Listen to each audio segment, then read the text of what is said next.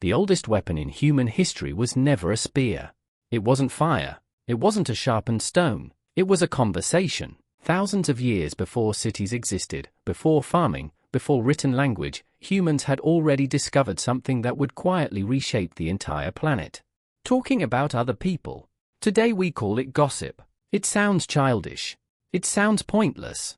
Sometimes it even sounds cruel. But according to many evolutionary scientists, gossip may have been one of the greatest survival tools our species ever developed. Without it, human civilization might never have existed. That sounds impossible. How could something as ordinary as talking behind someone's back change the fate of an entire species? To answer that question, we need to travel back nearly 300,000 years. Imagine waking before sunrise on an African savanna. There are no houses, no roads, no police, no governments, no laws. Only your small band of perhaps 30 people. They are your family, your protection, your food, your future. If the group survives, you survive. If the group falls apart, you probably die. Life was dangerous every single day. Lions hunted nearby. Hyenas waited for mistakes. Snakes hid beneath the grass.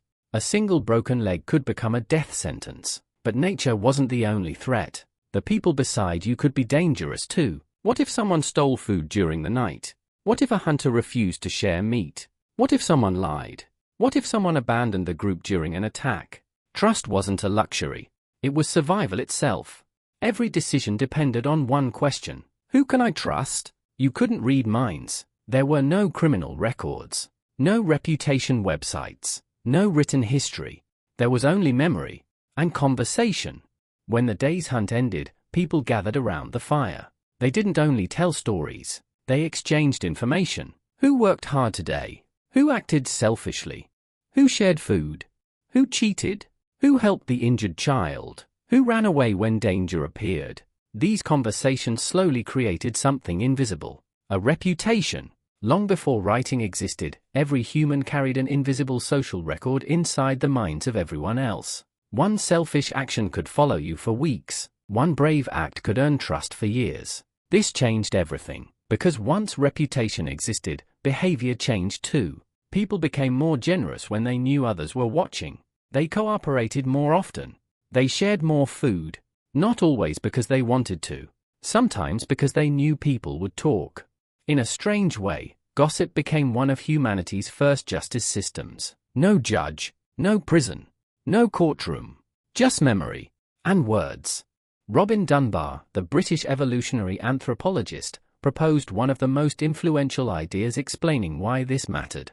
He noticed something curious while studying primates. Chimpanzees spend enormous amounts of time grooming one another, picking insects from fur, cleaning skin, touching each other. At first, it seems like simple hygiene. But grooming has a deeper purpose. It builds trust. It repairs friendships. It creates alliances. The problem is scale. A chimpanzee group might contain 30 or 40 individuals. Humans eventually lived in groups much larger than that. You can't physically groom 150 people every day. There simply aren't enough hours. So evolution found something dramatically faster. Language. Talking could accomplish in minutes what grooming once required through hours of physical contact. Even better, one conversation could strengthen relationships with several people at once. Then language unlocked something entirely new. People could discuss someone who wasn't even present. That single ability transformed human society forever. Imagine hearing this around an ancient campfire. Don't hunt with him tomorrow. He kept extra meat for himself. Instantly, everyone listening learns valuable information without taking any personal risk. Nobody needs to discover the truth the hard way. Knowledge spreads. Mistakes become public. Trust becomes easier. Groups become stronger. Gossip wasn't simply entertainment. It was information technology before technology existed. It allowed knowledge to travel faster than experience. And that made survival far more efficient. But here's where the story becomes even stranger. If gossip helped honest people cooperate, what happened to dishonest people? They adapted too. Dishonest people learned something important. If reputation could be built, it could also be manipulated. Some people exaggerated their achievements. Others blamed their mistakes on someone else. Some spread false stories. Others carefully protected their public image while behaving very differently in private. For the first time in history, humans weren't only competing for food, they were competing for reputation.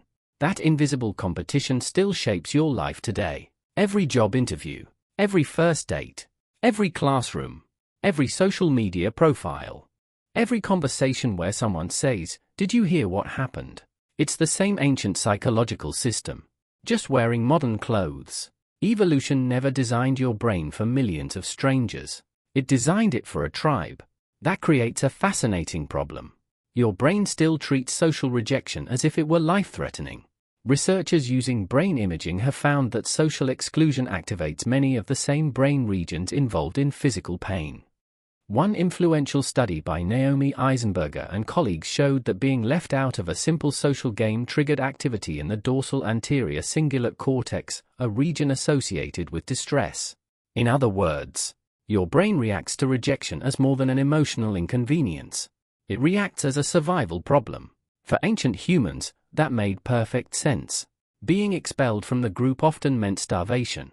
No hunters beside you, no one to watch while you slept, no one to protect your children, no one to share food during a bad season. Alone wasn't lonely, alone was deadly. So your nervous system evolved to fear exclusion with incredible intensity. That is why criticism from strangers can keep you awake. Why embarrassment feels physically painful. Why a single negative comment can outweigh 20 compliments. Your ancestors survived by caring what other people thought. You inherited that operating system. But here's the twist. Gossip didn't only punish bad behavior. It rewarded good behavior too. Imagine returning from a successful hunt. You share your meat equally. You help an injured elder. You protect a frightened child. That evening, people talk about you. Not because they're bored. Because your actions matter. Your reputation grows. Others want to cooperate with you. Your chances of finding allies increase. Perhaps even your chances of finding a mate improve. Kindness wasn't always selfless. Sometimes it was a long-term investment. Evolution rewarded people who built trust. This idea appears in the work of evolutionary biologists such as Robert Trivers, whose theory of reciprocal altruism explains why helping others can increase your own chances of future survival. I help you today. You help me tomorrow. But that only works if everyone remembers who kept their promises. Memory alone wasn't enough. Stories carried those memories. Gossip became the storage system. It preserved invisible debts, invisible favors, invisible betrayals.